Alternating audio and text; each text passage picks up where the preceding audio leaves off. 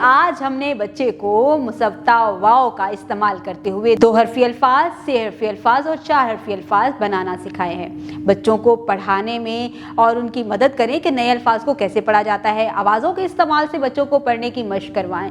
بہتر یہ ہوگا کہ آپ 2 گروپ بنائیں، اس میں سے ایک گروپ جو ہے وہ 2 حرفی الفاظ میں سے پہلے حرف کو پڑھے اور دوسرا گروپ دوسرے کی آواز کو ادا کرے۔ اس طرح سے ایک نیا لفظ جو ہے وہ پڑھیں گے اور وہ دونوں اکٹھے پڑھیں گے، یعنی پہلا گروپ ایک آواز، دوسرا گروپ دوسری آواز اور پھر تیسری جو آواز نیا لفظ بنے گا وہ دونوں مل کے پڑھیں۔ اسی طرح سے 6 حرفی الفاظ کا بھی مجموعہ اسی طرح سے ہے اور 4 حرفی الفاظ کو بھی اسی طرح سے کلاس میں پریکٹس کروائیں۔ بھاری آوازوں کی پہچان بھی بہتر طریقے سے کروائیں تاکہ بچے بہتر طریقے سے واو مصوتے کا استعمال کرتے ہوئے نئے الفاظ بولنا بھی سیکھ لیں، پڑھنا بھی سیکھ لیں اور پھر لکھنا بھی سیکھ لیں۔ سرگرمیوں کو مکمل کرواتے ہوئے بچوں کی صرف آبزرویشن رکھیں۔